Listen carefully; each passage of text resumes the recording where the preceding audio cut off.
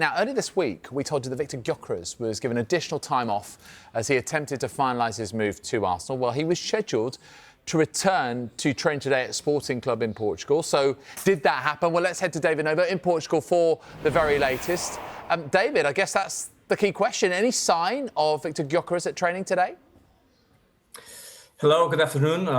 No sign of Gyokeres today, and I think there is not going to be any sign of him tomorrow. He was expected, or at least Sporting expected Gyokeres to arrive today, at least to sleep in Lisbon, so that he can be tomorrow at the breakfast with the other players.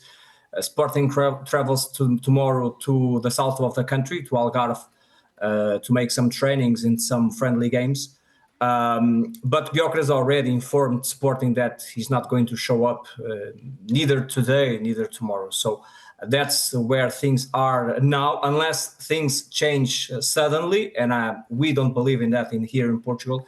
I think not even Sporting believes that the player is going to change his mind. So no sign of him. And I think he's not going to return in the next couple of days. So things are going to be really tense now.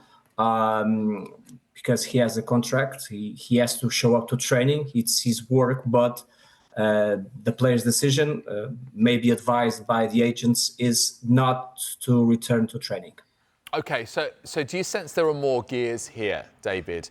I mean, already we've got the situation, the tense situation, as you very accurately referred to it, between him and his club. And we know the powers that be at Sporting Club in Portugal, but also, you know, that Arsenal are keen and they're waiting. How hard do you sense he's going to push to get this move?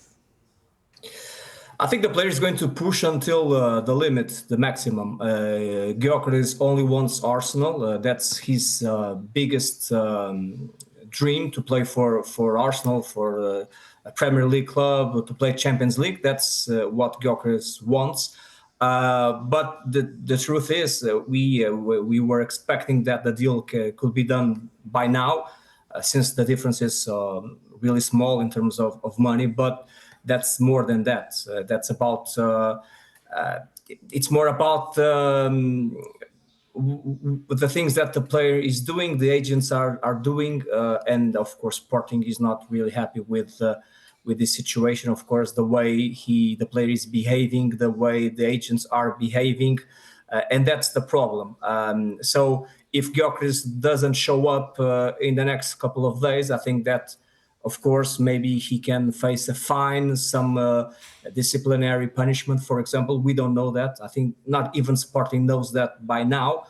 But of course, in terms of the player's point of view, of course, I think he's going to do everything to push for the transfer.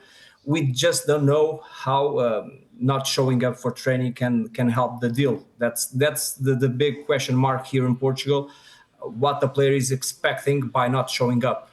If he's expecting the Sporting to agree the deal, I don't think that things are going to be done that way. To be honest, David, let's talk just cold hard numbers here. What do you sense? What are you hearing in Portugal? What is that magic number that will get this deal over the line? And is there any fear, perhaps, that Arsenal, if they're not prepared to pay that number, they'll just simply walk away?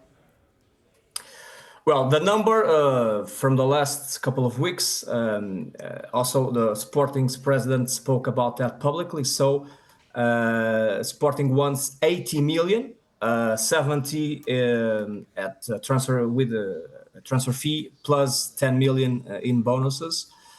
So 80 million euros should be enough to make the deal. The information that we have here in Portugal, and we published that at Record Portugal, is that Arsenal is willing to pay 65 plus 15. So that's the difference of 5 million euros.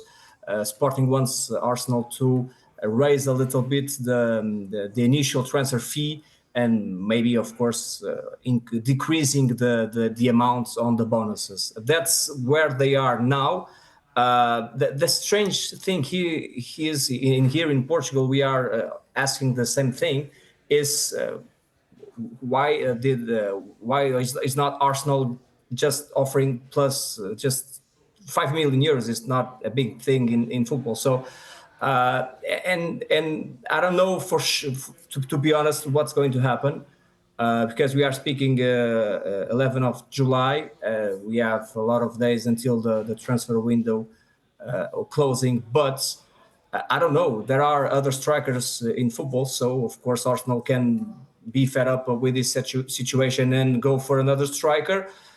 And Gyokeres needs to do another choice for his career. So I think it's going to be interesting days in the next weeks, or until the transfer window close, of course. Okay, if this deal were to collapse, David, how might he fancy moving to Manchester United as the next move in his career, potentially? Good question.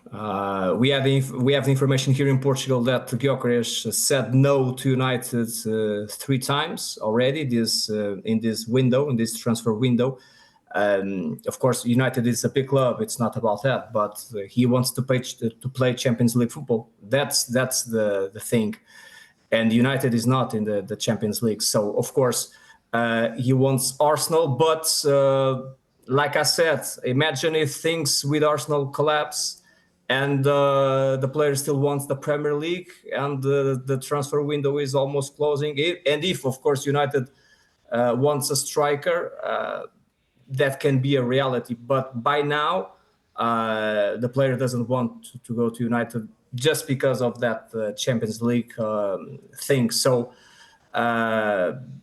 things can change if the deal with Arsenal collapses, and we know that Arsenal has several targets for the attacking, Sesko and other players. They want Gyokeres as well. But I think that the key here is to understand the patience that Arsenal will have to wait for the player, and then let's see what can happen, because the player wants the Premier League. So if he's not going to play for Arsenal, he can play for another Premier League club. Who knows?